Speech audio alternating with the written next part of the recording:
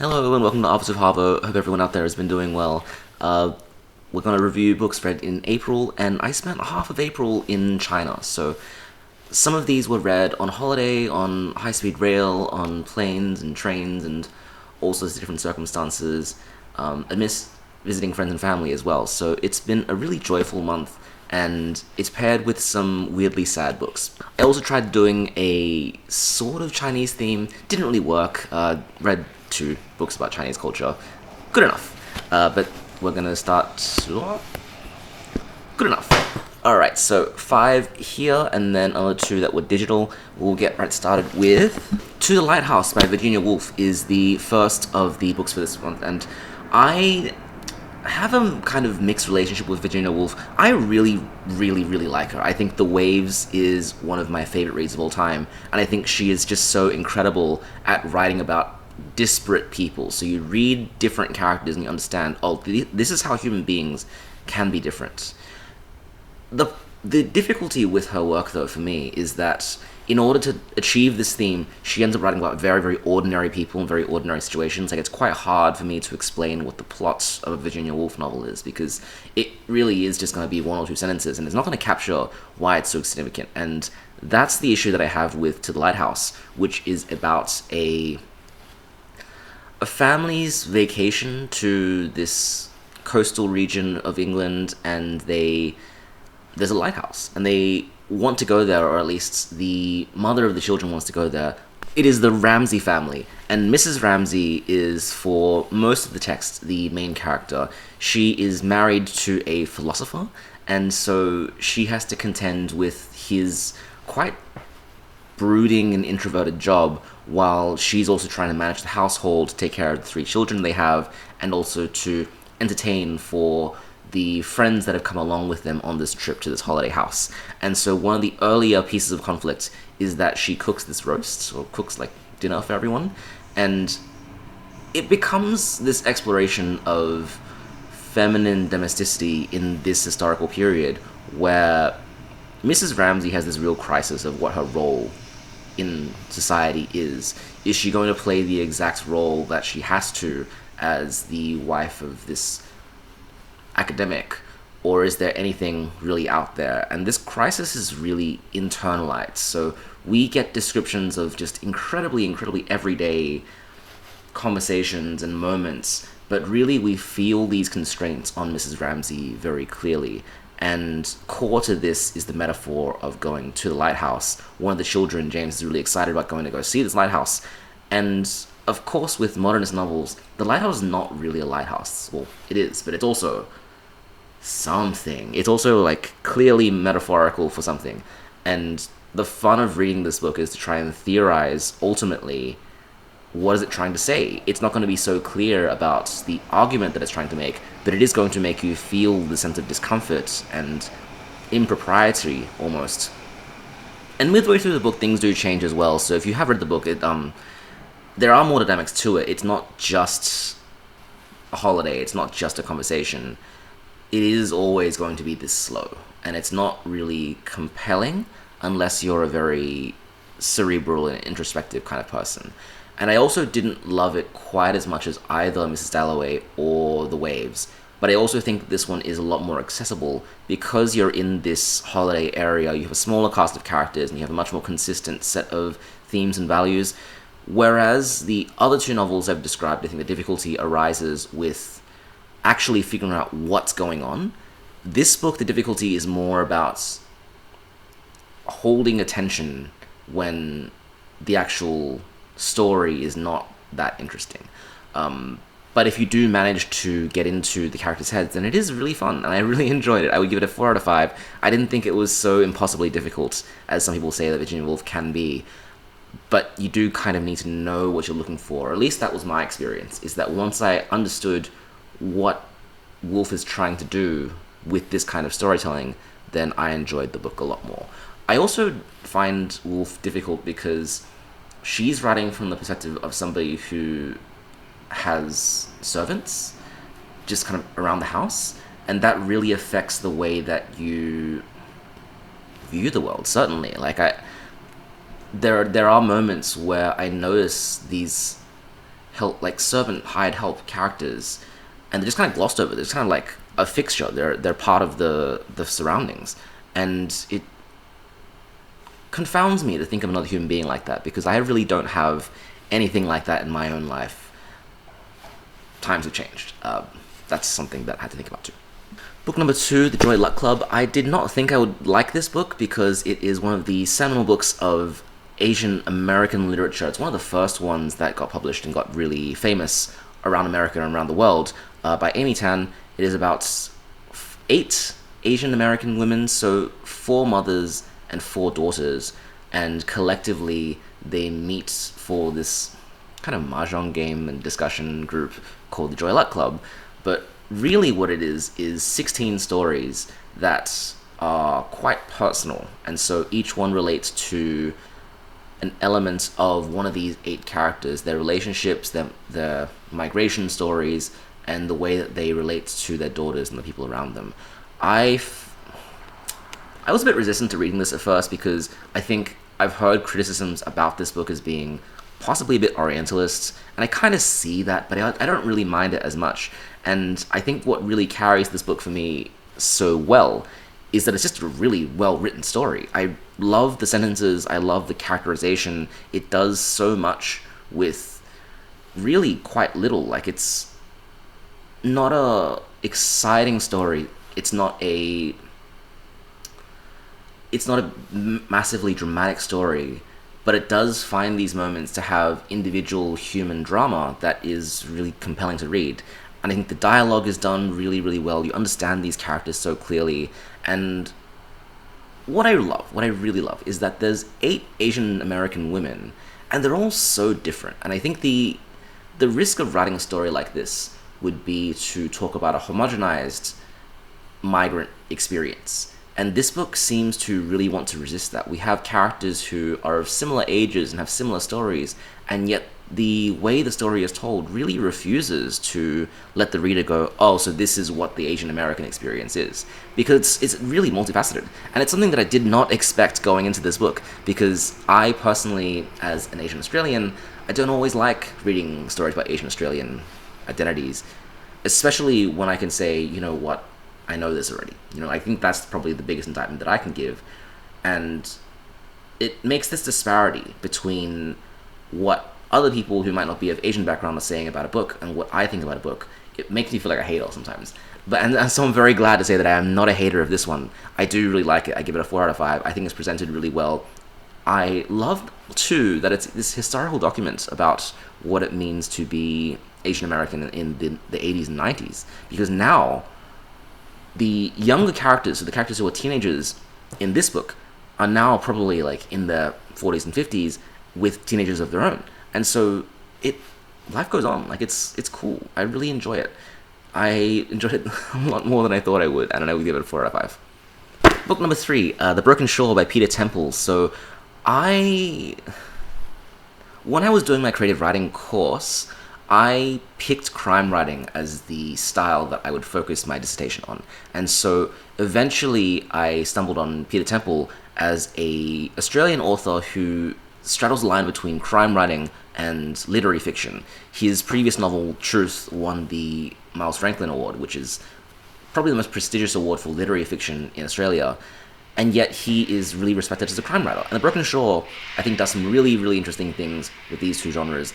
But gosh, it is a depressing book. So it is quite a hard-boiled story. We follow an old man named Burgoyne who has been murdered, and it's in this small regional Australian town, which is quite divided between its white residents, who are quite affluent, and its local Aboriginal community, who have a sense of systemic disadvantage, which is compounded by just how racist the white characters are towards them. And so we have our inspector, Detective Kashin, and he is working against these prejudices and trying to work the case when the most obvious solution is some kind of... what's the nice way of saying this? The police force is trying to avoid this racial angle where Aboriginal Australians are enacting violence against white Australians, and things just get far worse from there because of these underlying prejudices in society.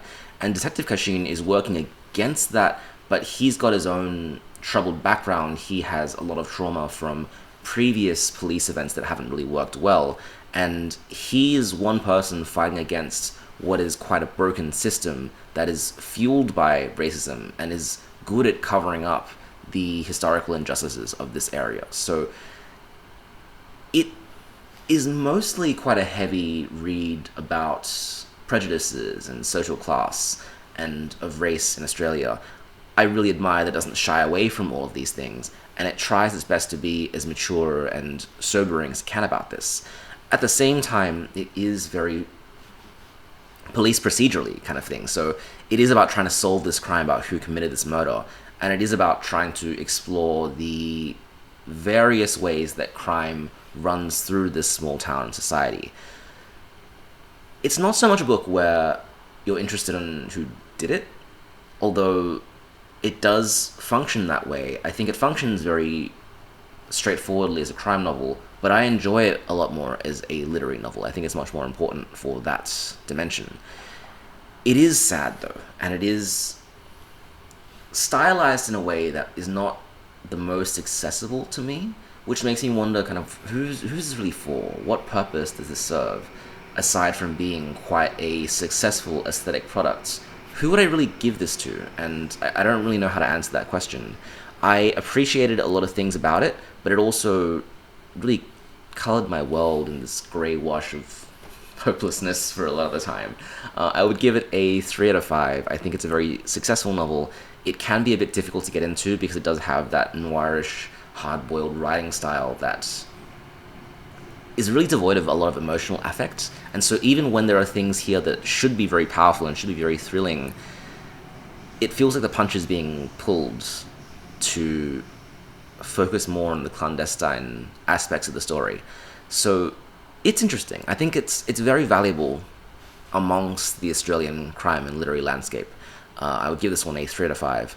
I did have the thought too that I love the way that crime books work, when if you respect an author, like if you read a book and you like it and you go, oh, I trust this author to deliver a good crime story, then you will immediately want to go and read everything else that he's written. So I do have Truth on my shelf. Unfortunately, I haven't finished reading it yet, but I think that if you trust an author, if you trust their ability to craft a good crime, then it gives you this direction to go on future reading, which for me, as someone who's not really a crime reader, I don't have that same feeling with literary fiction. It's interesting, and I wish I knew more about genre fiction. I wish I could talk more about it. Oh, that was my because I wanted to. We'll talk about our Shakespeare play for this month now. So I read Henry IV Part 2. I really quite like Henry IV Part 1. So I know that the Shakespearean histories are probably the least popular of the 3 genres, but Henry IV Part 1 is this really fun coming-of-age story about this 16-year-old prince whose father is this Machiavellian ruler who manages to control public opinion, and yet his teenage son is just busy enjoying life and hanging out with rogues and robbing pilgrims and just having fun.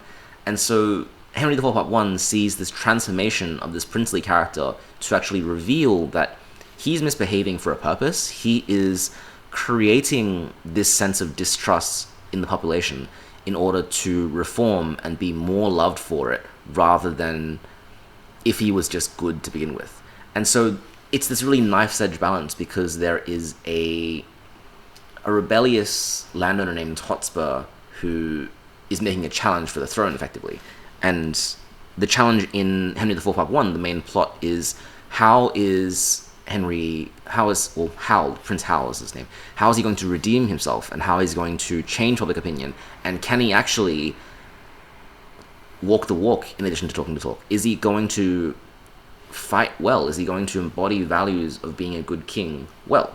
And so the answer to that question at the end of Henry IV Part 1 is yes, he succeeds. He casts off his old friend Falstaff, who is a bad influence, and he assumes this rightful title of being the prince in an undoubtful way. He kills Hotspur and he overcomes whatever rebellion was in his path, but then he charges forward because he goes, there are more rebels to to quell. And so now we go into Henry IV Part 2, which is, of the Shakespearean histories, probably one of the most direct sequels I've ever seen. So of the histories I've read, the ones that go in a sequence, the plays are generally about a part of a ruler's rule, and it's not trying to be this consistent narrative, except for this one. This play starts exactly where Henry IV Part 1 finished.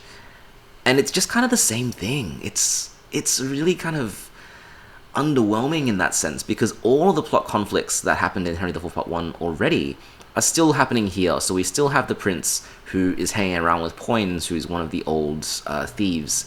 And we still have the king, Henry IV, wondering if his son is a rightful ruler or not. We still have Falstaff running around the various inns and taverns and making a fuss, and then later on asking Hal if he's still loved.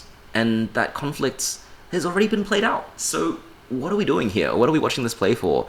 And it's so funny because at the very end of the play, there's this epilogue where a member just gets up on stage and blatantly apologizes for the play. He's like, I'm sorry that the characters that you like didn't show off very much, and we promise the next one's going to be better, and the next one's Henry V, and Henry V is pretty good, and also we get a comedy with Falstaff in it, and that's also pretty good. So this play, of all the Shakespearean plays, it apologizes for its own existence. Like, it's not good.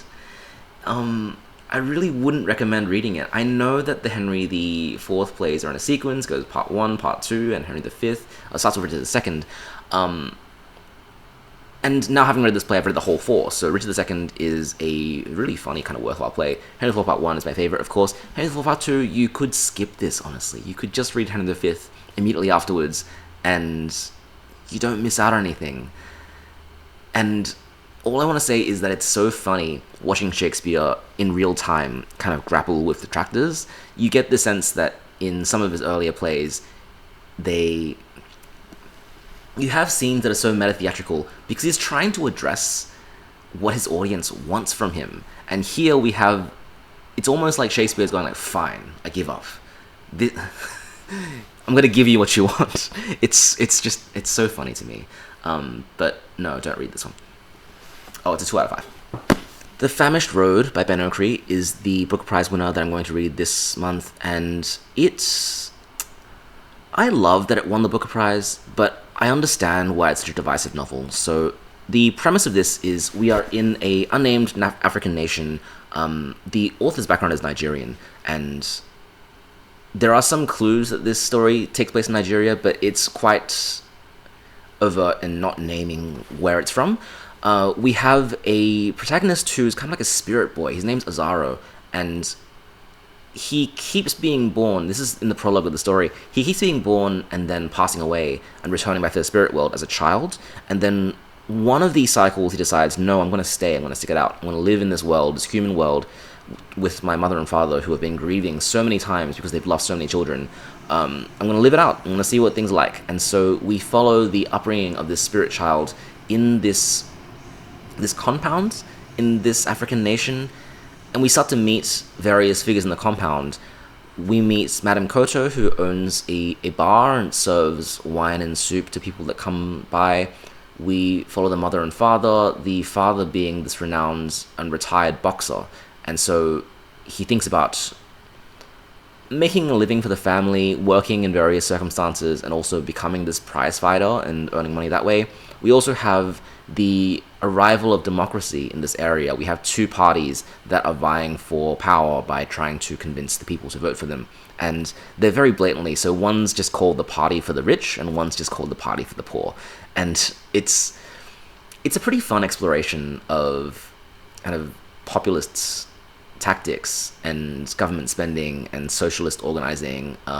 It's pretty interesting. I like the way that this is all communicated, and it's also... So the big elephant in the room is that because Azaro is a spirit boy, he experiences the spirit realm while he's in the physical realm as well. And so that leads to long, protracted sequences that are kind of like dreams or kind of like fantasy. It's really quite hard to describe. And so people have put this book into magic realism, they've put it into fantasy, they find different ways of describing it. And it can be very productive to read it in the lens of magic realism and to try and interpret what the spirit world is trying to say for the real world. But it's also just a quality of the book. The quality of the book is that truth and reality are blurred, and it's exploring an African identity and way of looking at the world, which is a little bit more spiritual and cultural and animistic compared to a more empirical, scientific way of looking at the world from, let's say, like a Western lens. And it's interesting, and I understand why some people adore this and some people hate it. The language is really beautiful. Actually, when I read the prologue, the writing style of the prologue is just so gorgeous that I thought, if the whole book is like this, it's getting 5 out of 5. But no, the whole book is like this, and yet I kind of got a bit fatigued with all the dreaming. I think it's just... I appreciate it. I appreciate that the book prizes got me to read something that is so different from what I would normally read, and a book that goes against storytelling advice, because I think if you ask any writing coach or anybody who's teaching writing as a craft, they would say, don't include any dreams, don't include any moments where the audience can't tell what's real or not, because you don't have stakes. And I have read many criticisms of the novel that say it's bad for that specific reason, and yet when you read it, it might do something to you. It might have stakes. There are moments that are really, really beautiful in here.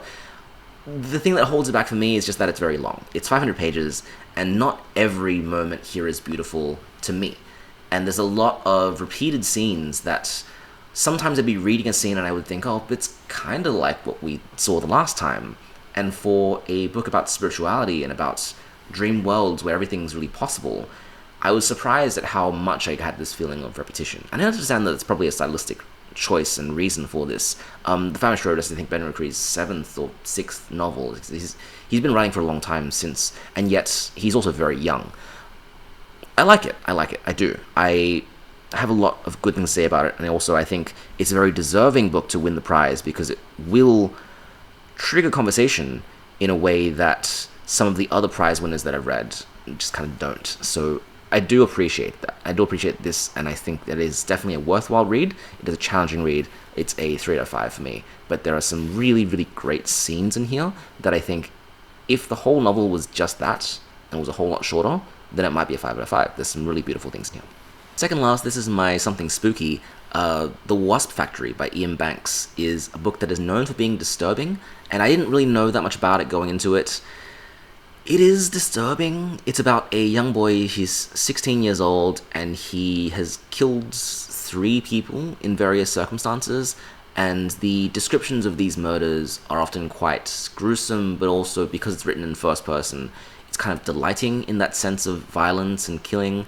We are not really sure what the motivations of this boy is. We're in the Scottish countryside, and we're trying to get to know him and his kind of fractured and dysfunctional family situation. He has a brother who is institutionalized in a mental health facility and has escaped. And so the kinetic portion of this novel, the kind of plot that drives things along, is that the brother Eric is trying to make his way back home, and the protagonist Frankie is calling him and having conversations with Eric and trying to figure out like what is life going to be like when this person has come home. But also a lot of the story is told through backstory, so that we then start to learn the kinds of things that Frank has done, the things that the people he has killed, and also the novel's called The Wasp Factory because he commits a lot of animal abuse. He kills rabbits, and he tortures various animals. He takes like their carcasses and bodies and mutilates them and puts them on these poles to surround the area. And his father's often quite absent in all of this. Like, he does hide parts of his life from his father, but his father's also not very hands-on about controlling any of this, I guess. And because we're into the remote area of Scotland, we don't get things like neighbors or anything. It's just kind of this one horrifying kid. And the Wasp Factory is this almost like future-telling device that is used by torturing wasps based on the time of a clock. It's just a bit odd. It's a bit gratuitous to me. Like, I feel like a lot of the emotional pull of this novel is just hoping that the reader is sufficiently shocked and appalled by the actions of this boy to the point where we want to know more about him, to the point where we're kind of intrigued as to why he is the way he is. And I think in terms of narrative structure, I got really strong Catcher in the Rye vibes from this. So, Catcher in the Rye, similarly, we have disaffected teenage protagonists writing the first person, doing or talking a big talk first of all, and saying all of these really transgressive and off-putting things. And then when we see him actually try to be a human being, try and exist in society, there are quite pathetic elements of his character too. So there is pathos from that. And the Wasp Factory is just kind of like that, but more extreme. So I see Frankie as less of a human being because of just how much awful stuff that he does. And I mean, I'm not really someone who seeks out transgressive material. I'm not really someone that goes, what are the most disturbing books that exist, and choose to read those. And I think that for me, this book has gone past that level of emotional effectiveness, and it just causes me to really switch off, because whenever I see violence like this in literature, I think my instinct is to think that it's not real, that it's some kind of dream sequence, or that it's some kind of fantastical thing. Like, it kicks me out of reality, basically. Like, it takes away this sense of truthiness of the story. And so even by the end of this book, and the ending's like wild. The ending is very unexpected, and it negatively influences my experience of the whole thing. But in the lead up to the ending, I did think the whole way through, this could just be a dream. This could just be like, and he was making this up all along. And I would be like, I would think, yeah, that's the way that it's felt so far to me. I'm a bit cheated, but yeah, that's just how it feels. So I didn't have really any sense of tension. I didn't have a sense that this character was real, or that he was a danger to me or anyone else. I was just kind of moderately grossed out the whole way through. I would give it a 2 out of 5. I didn't really love this. I would be curious to hear if there are people that genuinely do like this, because this is a very divisive book as well, and it's sold really well. Maybe someone out there really likes it, and I would be very curious to hear what that opinion is. Lastly, Portrait of a Thief. So this is a novel with an amazing premise. We have 5 university students in America, all Asian American, all somewhat disconnected from their culture, and they get hired by this Chinese billionaire to go to art galleries and steal back priceless Chinese art. It's such a funny premise. It's a heist story, and it's an Asian American heist story. It's just, what a great elevator pitch. And I love heist films, but I find it interesting how the heist really is a cinematic genre.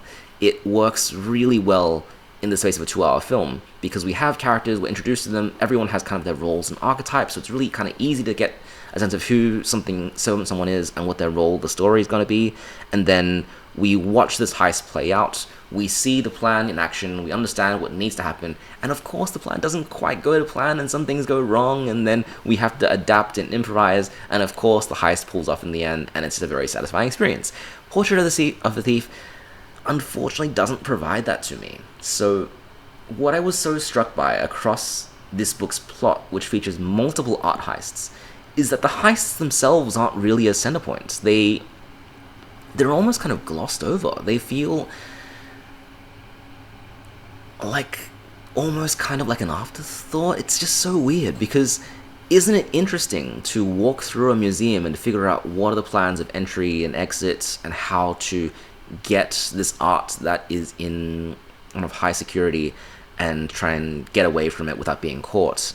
When this novel was doing that, it was really interesting. But it's also very interested in the kind of cultural identity of these characters and the nature of being Asian American this is a very recent book, in 2024. And this is what I was saying with Joy Luck Club, is that I feel like I've seen this story before because I've lived it. And so I don't know if I need all that. And especially, this is now me being more critical than I need to be. When these stories don't feel true or believable to me, like when there's scenes of people just saying their emotions straight out, because, like, Asian men, we're not going to do that. It just doesn't feel right. It doesn't feel correct. It just feels like a bit hollow to me.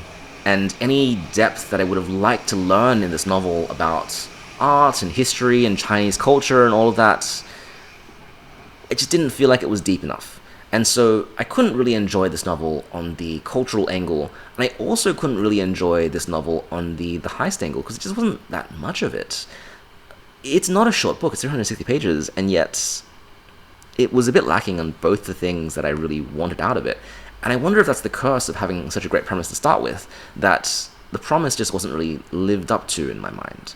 And yet it's fun. I have to admit this. By the end, I don't hate my time with it. It is fun. I gave The Wasp Factory a 2 out of 5 because I would have rather have not read it.